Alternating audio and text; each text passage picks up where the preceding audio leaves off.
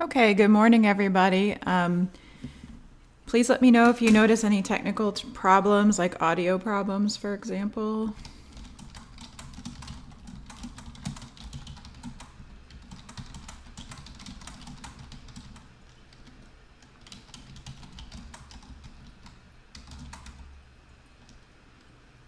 We're going to get started talking about rational expressions and rational equations. So, first of all, let's be clear what the difference is. So there are lots of kinds of rational expressions. Remember, we've talked about in class that rational expressions are just fractions with variables in them. So, for example, we could have something like 5 over 2x. And we can add rational expressions and subtract them. So we might have 5 over 2x plus y over 3x or something like that. We also have things called complex rational expressions, where you have fractions within fractions. So you might have 5 over 2x plus y over 3x, and then 1 over 3x minus 6 over 5x, something like that. Complex rational expression or a complex fraction. So with any type of rational expression, whether it's just adding two fractions or a complex rational expression or just one fraction, we can simplify the expressions down to one rational expression in lowest terms.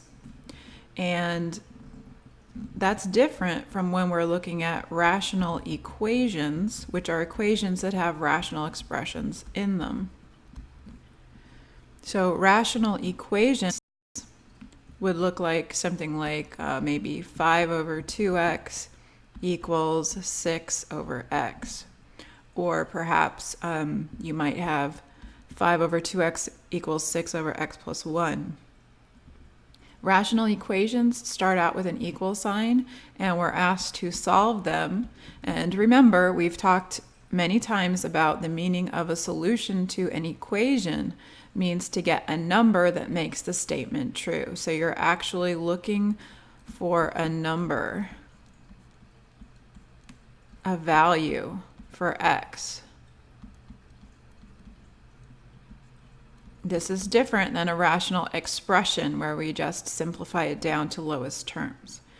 So the reason I wanted to be clear about the difference between these two is that we're going to be looking at both of them today and talking about how we can use the least common denominator to either simplify a rational expression or to solve a rational equation. So right now we're going to look at worksheet 10. This is the same worksheet that we looked at in class last time. Worksheet 10, we're looking at objective 8. I'm just going to check on the chat box here.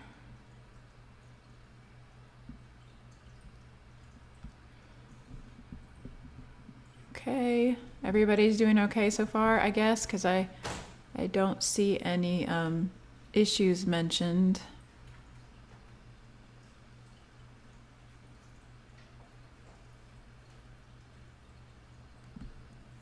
Can everybody hear me?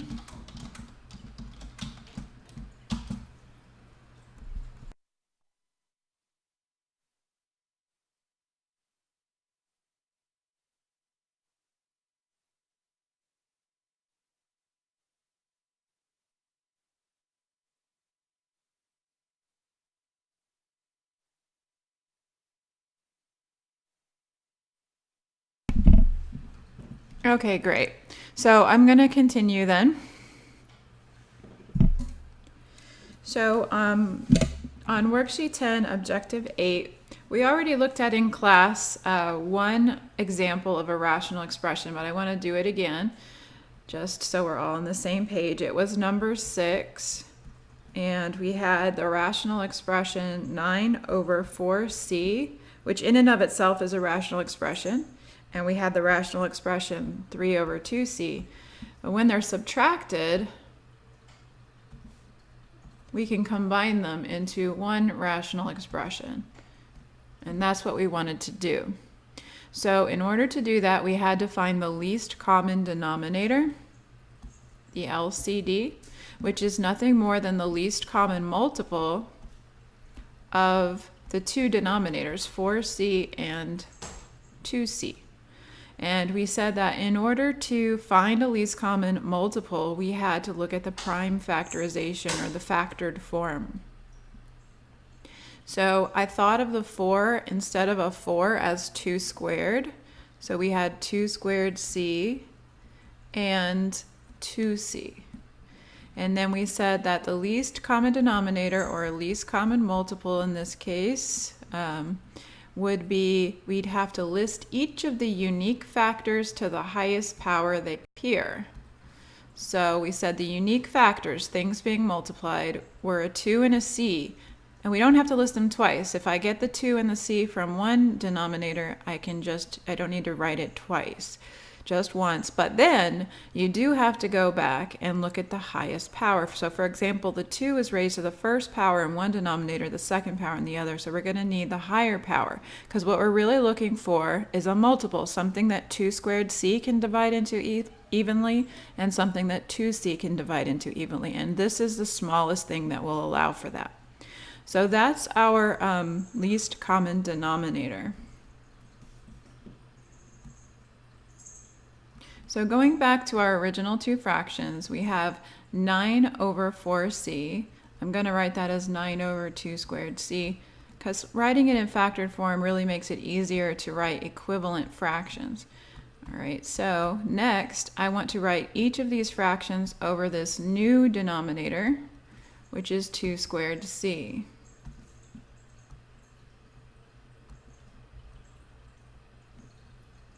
Okay, but in order to do that, we need to make sure, well, the 9 over 2 squared c, that's going to stay exactly the same. The least common denominator happens to be its denominator already. But for the 3, notice that it doesn't quite match up. We have something that we need to adjust. In particular, we have 2 copies of the 2 down here, 2 factors, and we only have 1 in the original denominator. So in order to fix that, we need to multiply by another factor of 2. So we have to, in order to multiply by really just a 1, so we're not changing the value of the expression, we have to multiply in both the numerator and the denominator. So we're going to get 6 over 2 squared c. Now how do we subtract fractions? We just subtract numerator minus numerator as long as they have a common denominator, which these do. So we have 9 minus 6 is 3 over 2 squared, which is 4c.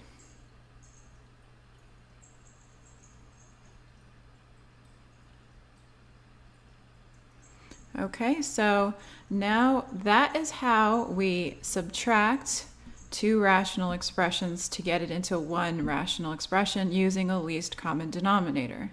And that's what we did in class last time. This time, we're going to look at simplifying complex rational expressions as well. So we're going to start with worksheet 10, number 9. And I know you don't have it in front of you. You can print it out from D2L though. But it is it tells us 1 over 7y minus 2 over 5 plus 1 over 7y.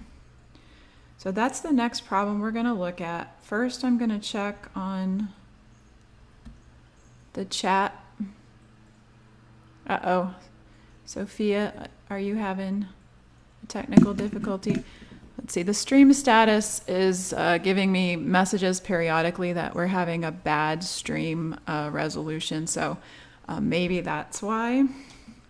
But right at this moment, it's back to good, so can you hear now, Sophia?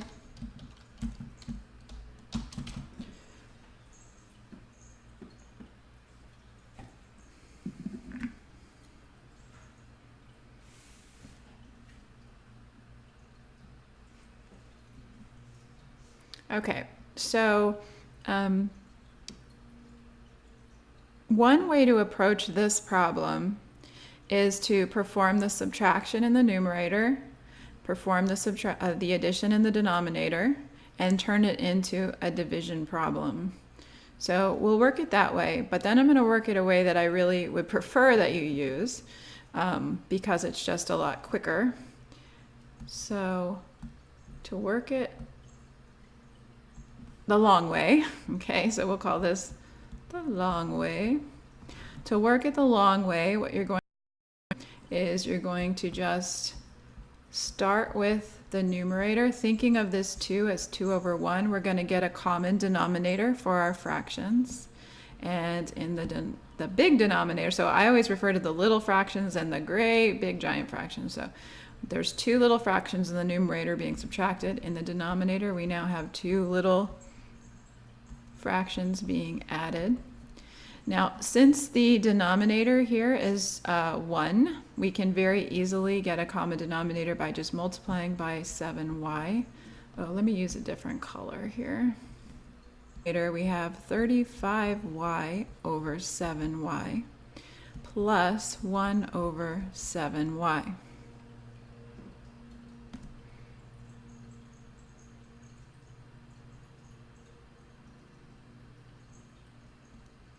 Oh, you can hear me, but it's hard to see, huh? I wonder what we can do about that.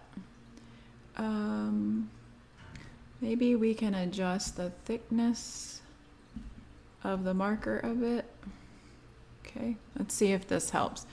All right, so now in the numerator, I'm going to subtract the 2 little numerators, right? So since we have common denominators, we can just subtract the 2 numerators.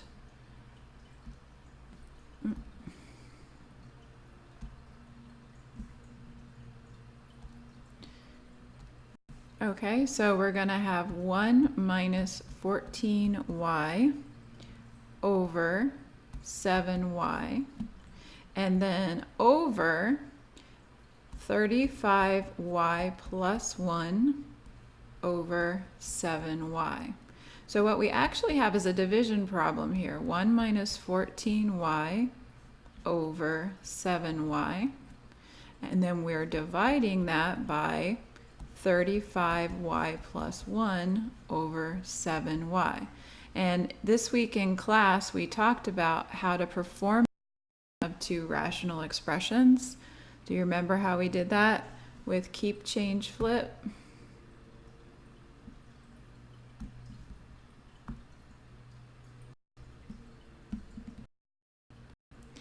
And then to multiply, you multiply straight across, but we always have that option of reducing first.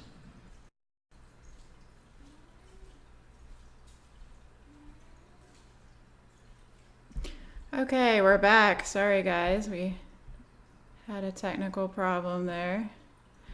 All right, so we were in the middle of this problem where we started with a complex rational expression, and we got common denominators in the top and the bottom with the little fractions.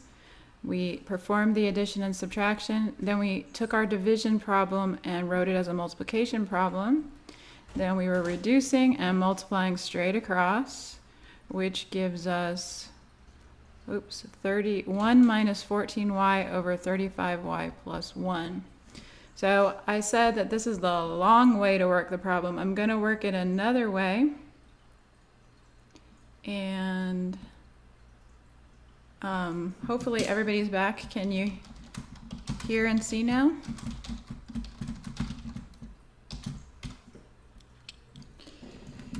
Because we're going to work this same problem another way, which is actually a better way.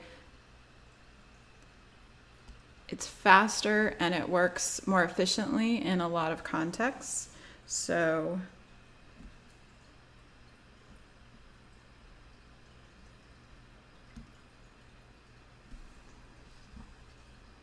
okay, I'm seeing that we have a good streaming status now, so hopefully you can see everything. Okay. All right. So anyway, going back to, again, problem on worksheet 10, problem number 9. Okay, I have 1 over 7y minus 2 over 5 plus 1 over 7y. All right, so instead of getting a common denominator for each of these terms in the top and each in the bottom, what we're going to do is we're going to find the least common denominator of all the fractions. Now, the only two fractions inside of only two smaller fractions inside of this larger fraction are 1 over 7y. So the only denominator in this case is 7y. So that's the LCD we're going to work with. But what we're going to do with it is different than what we did a minute ago. Remember, in the previous version, the long version, what I did is I got two fractions with common denominators and performed the subtraction, and I had to do that in the bottom and the top. And now what I'm going to do instead, and I can't emphasize this enough, we can use the LCD in many different ways. So what I'm going to do instead is I'm going to multiply the top and the bottom of the big fraction through by 7y. And so when we do that, we have to distribute it to each term. So what we get is 7y times, uh-oh, the streaming status says bad again. Sorry guys, I hope it's working. 1 over 7y minus 7y times 2. Okay, so that's the top of the big fraction. And then in the bottom, we have 7y times 5 plus 7y times 1 over 7y.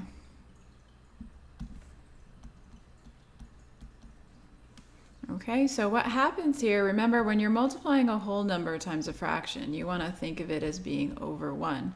So when we multiply these two together, the 7y goes into the 7y one time, and we're just left with a 1. 1 here, minus, the second term is 2 times 7y, so that's 14y, over, in the denominator, 5 times 7y is 35y, plus this same thing is going to happen down here. Thinking of it as 7y over 1 times 1 over 7y, we're going to cross reduce there, leaving us with just a 1. So notice we get the same answer that we did the other way, but with a lot fewer steps. So here was the long way. And we got 1 minus 14y over 35y plus 1. And here's the short way. Okay, so we're able to use the LCD in a different way, multiplying the top and the bottom of this larger fraction, causing the small fractions denominators to cancel out. Let's look at number 10 on the same worksheet.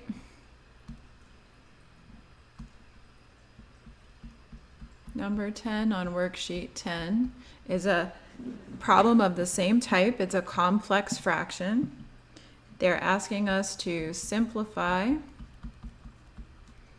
and they give us 5/3 plus 5 over x over 10 over 9x plus 10 over 3x squared. Okay, so in this case, we've got more fractions and they have different denominators, so we have to put a little more thought into finding our least common denominator, which again is the least common multiple of all the denominators, so of 3x, 9x, and 3x squared. So for each one of these, we need to have each of its factors represented to have our least common multiple. Now, the only thing that's not in its prime factored form is the 9x. So I'm going to think of this as 3 squared x. And so when I find my least common multiple or least common denominator, we are really using these terms interchangeably here. What are we we're going to need? We're going to need to have a factor of 3, factor of x, a factor of 3, a factor of x, a factor of 3, a factor of x. So really we only need a 3 and an x, but to the highest powers that they appear in any one of the denominators.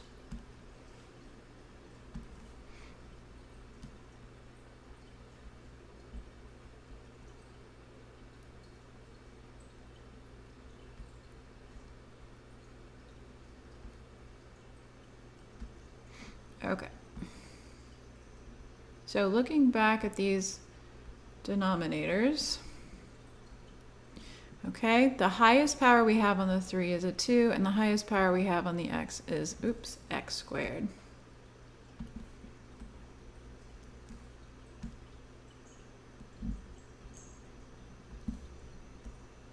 Okay, so our least common multiple, our least common denominator of the little fractions is going to be 9x squared. So we're going to take that and we're going to multiply it through on both the top and the bottom. By multiplying at the top and the bottom, we're really multiplying by 9x squared over 9x squared, and that way we are not changing the value of the expression. We're multiplying by a 1, really. That's an important concept.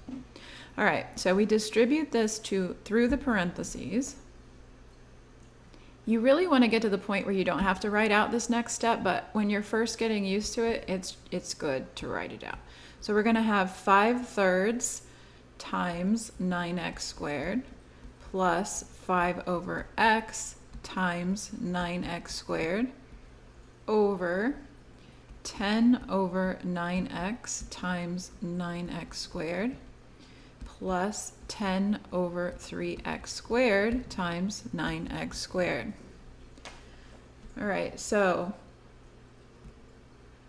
in each case, we are effectively multiplying a whole number times a fraction. So these quote whole numbers here, the ones without denominators, we're going to think of as being over 1. Then we're going to go through, and we know that because we're using the least common denominator, we know that it's going to cancel out all those fractions. We won't have any fractions left once we finish cross-reducing. So 3 goes into 3 once, 3 goes into 9 3 times. Done with that denominator. Over here, we're going to have x goes into x squared 1 time, leaving an x up top.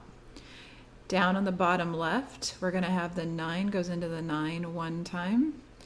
And we're going to have x goes into the x squared once, leaving a factor of x. And over here, we're going to have 3 goes into 9 3 times, and x squared cancels with x squared, so we just have a 1 there.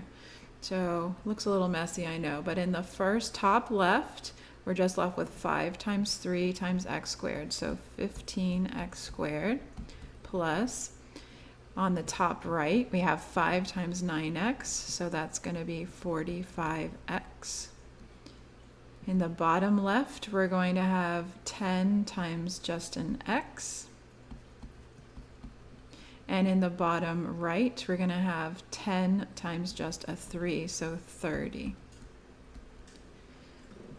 Okay, so we started with a complex rational expression, fractions within fractions. Now we're down to just a plain old regular rational expression, but we should reduce if possible. And I'm noticing that, for example, the numerator can factor. We have a GCF of 15x up here. So I'm going to think of this as 15x times, and what's left behind in the first term is an x, and in the second term is a 3. And then down here, we have a GCF of 10, leaving behind an x plus 3. So what we have is the ability to reduce, right? The x plus 3 will go into the x plus 3.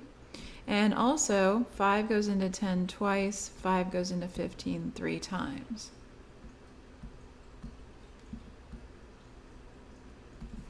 So that's going to leave us with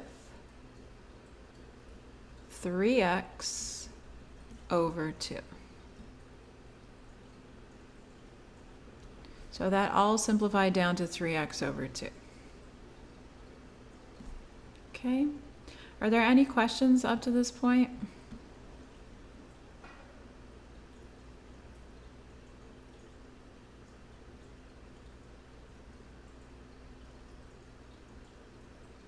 Okay, so this is the technique of multiplying both the numerator and denominator of a complex rational expression through by the least common denominator of all the tiny fractions inside in order to get rid of all those little fractions. And then at the end you have to reduce. So this is an interesting way to use a least common denominator that's different than how we use it when we're just adding or subtracting fractions. And then there's another thing we can do with least common denominators, which is to solve equations with them. So let's look at that.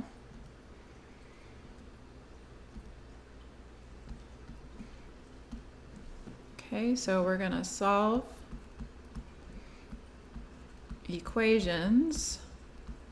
And the type of equations we're going to solve, I should say, are rational equations using the LCD. So we're going to solve rational equations using the LCD.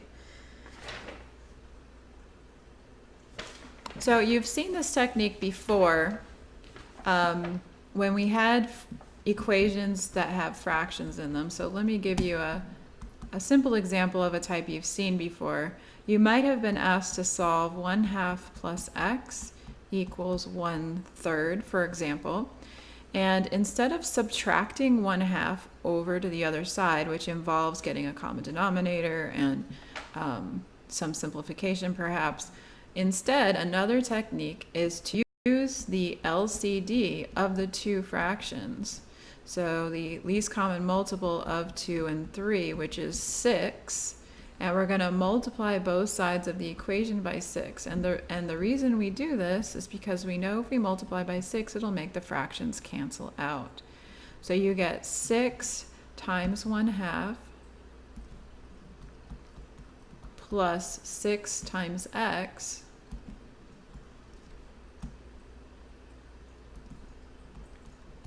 equals 6 times 1/3.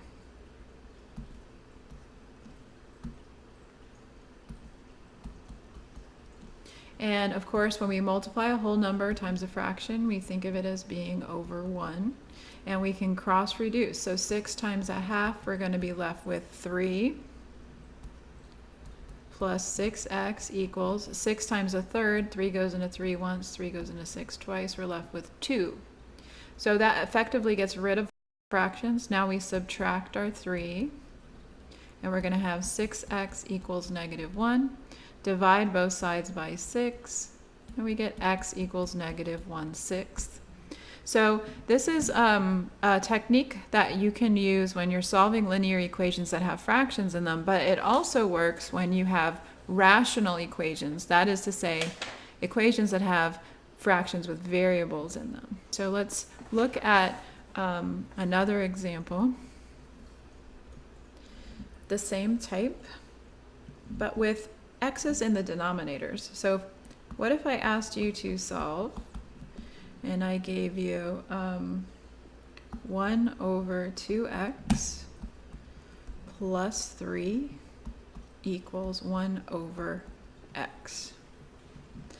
All right, so one thing to be aware of when you're solving a rational equation, okay, an equation that has fractions with variables in it, is that there are certain values called restricted values that you have to make note of in the beginning. Uh-oh. I'm losing you guys here. Hold on. Okay, I'm gonna stop the, oh well, it's back to good again. Hopefully it'll stay good. Okay.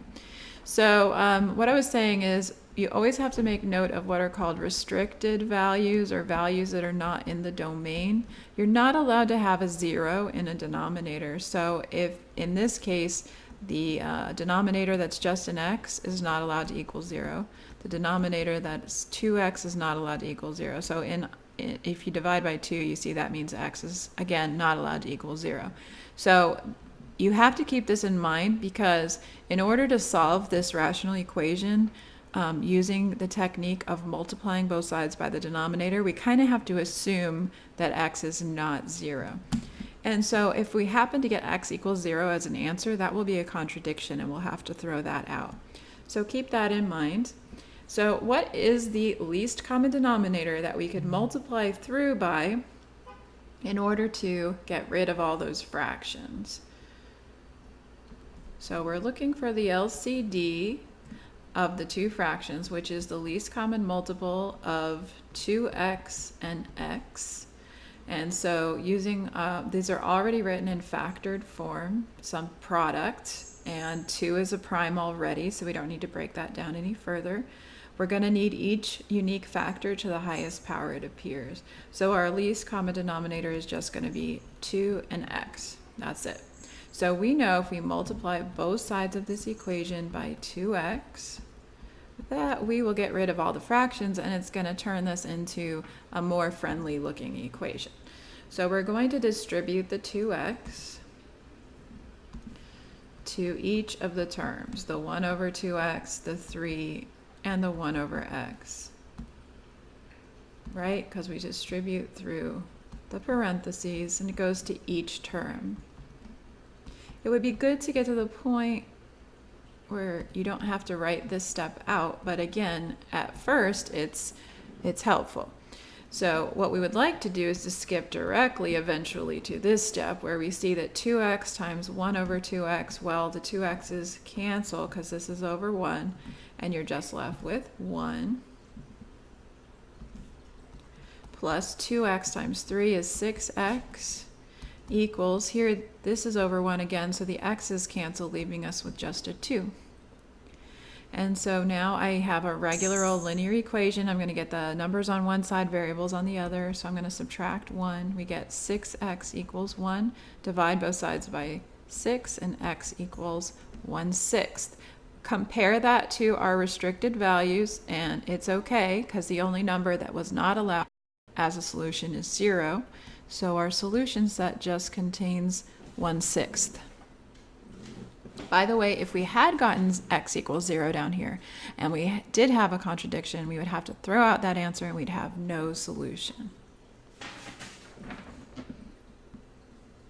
Okay, I've got 2 more problems I want to show you, so if you have time to stick around, I appreciate it. I know that the chat's gone on a long time though, so if you need to go, don't worry about it.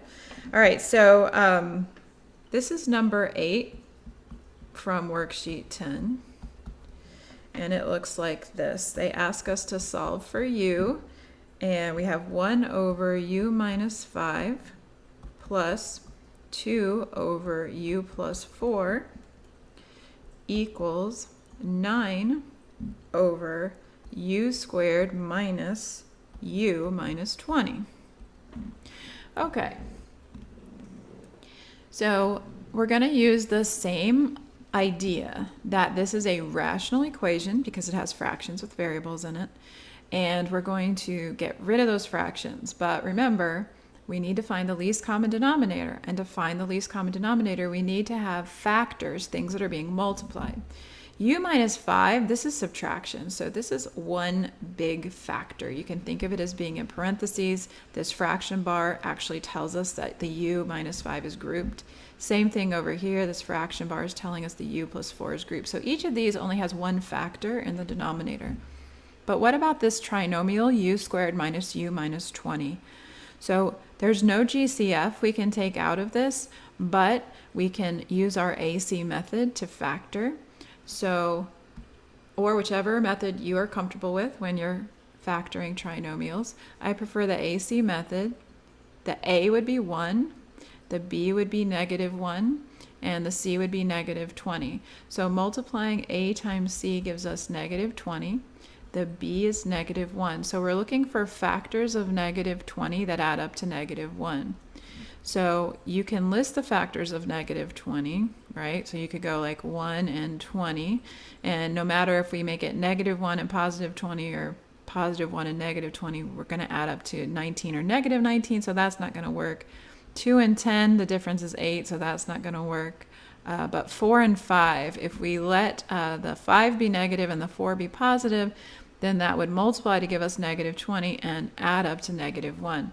And we said in class that we don't have to, when we're doing the AC method, we don't actually have to split the middle term if the leading coefficient is a 1, which it is. So we can take a shortcut and just write u plus 4, u minus 5.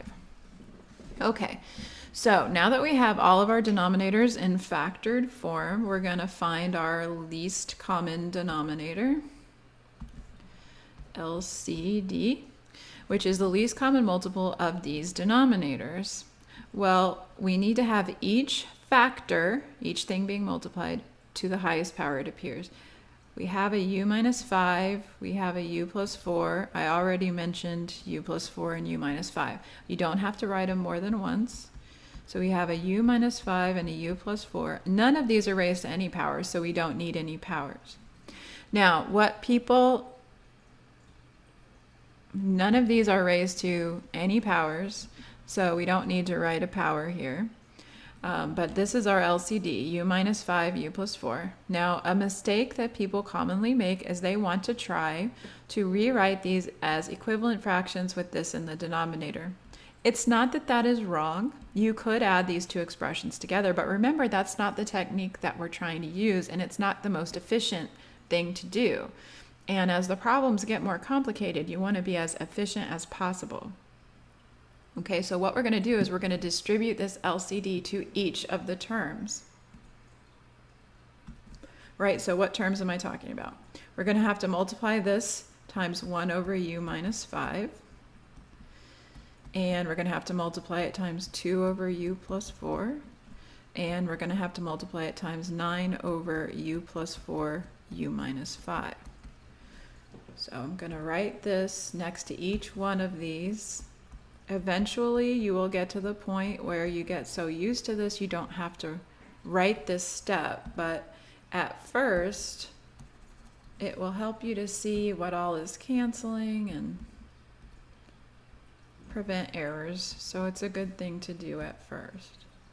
Then once you feel more confident, you can skip to the next step.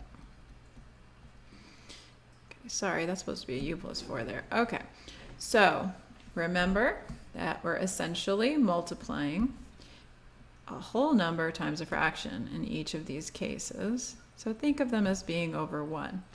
So in the first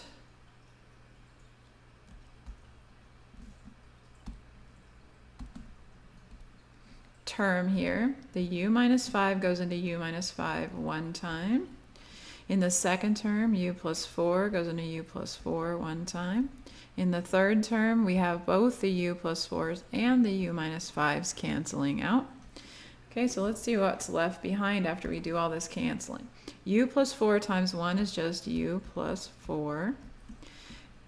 You can put it in parentheses or not.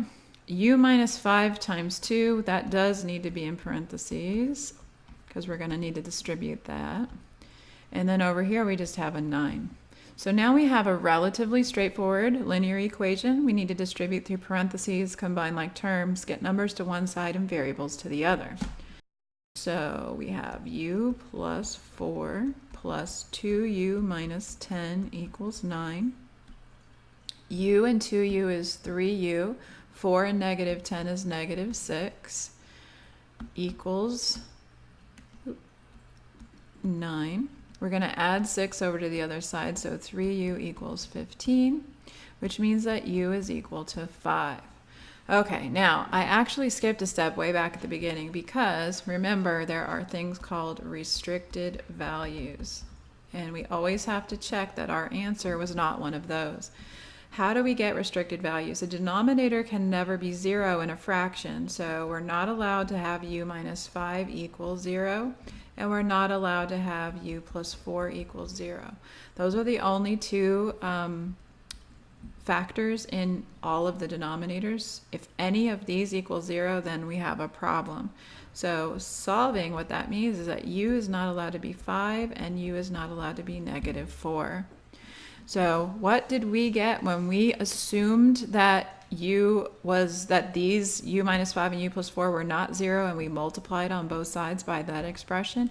We ended up with a contradiction. We get u equals 5. This is what's called an extraneous solution. Okay, it's a contradiction. We can't allow u to be 5. Since that was the only possible solution, the answer is no solution.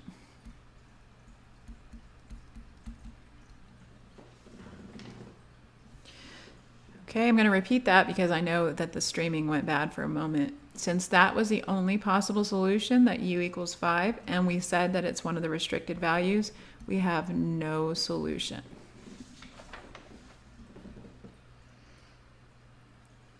Okay, all right.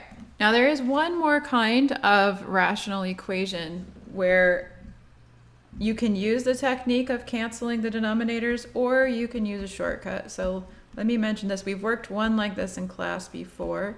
We have negative 8 over x equals negative 24 over x minus 4. All right, so if we're going to use the LCD, multiplying on both sides by the LCD, you would need to know that this is a unique factor and this is a unique factor. A lot of times people think the x is a factor and the negative 4 is a factor, but no. Factors are things being multiplied. And this expression x minus 4 is actually a binomial. It's grouped because of the fraction bar. This is one big factor.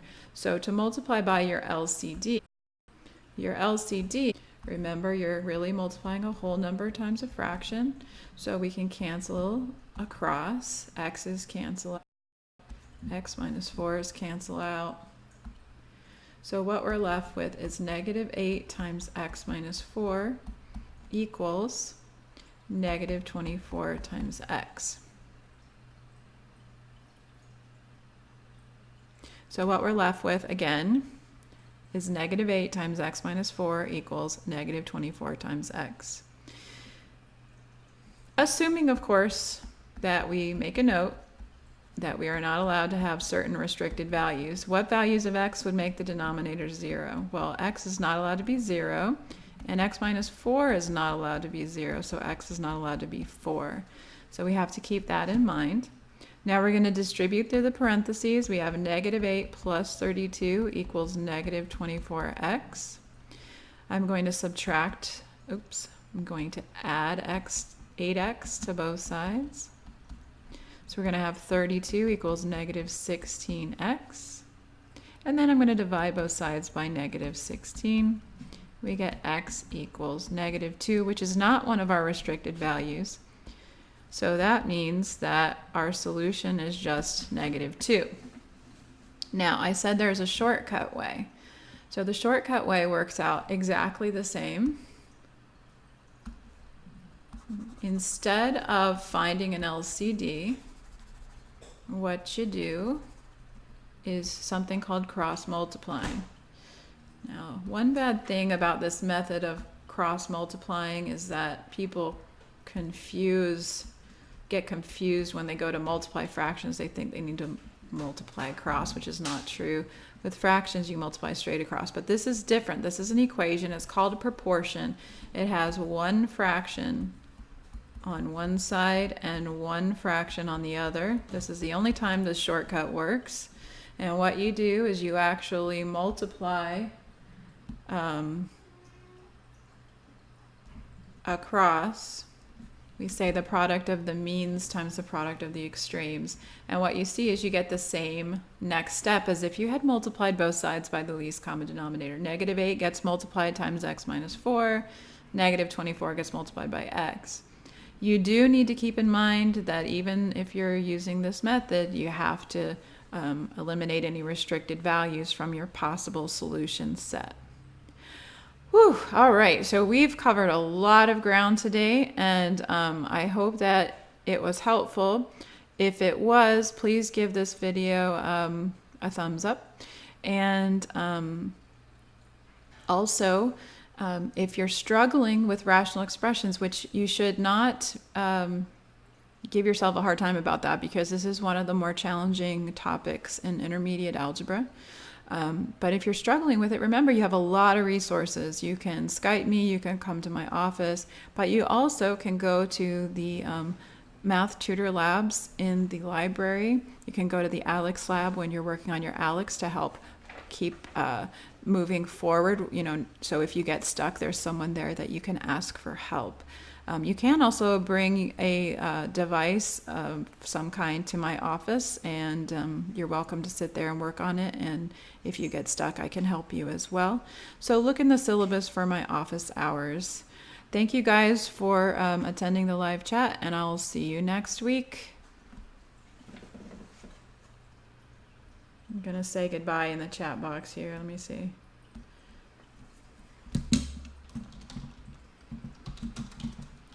Goodbye, everybody.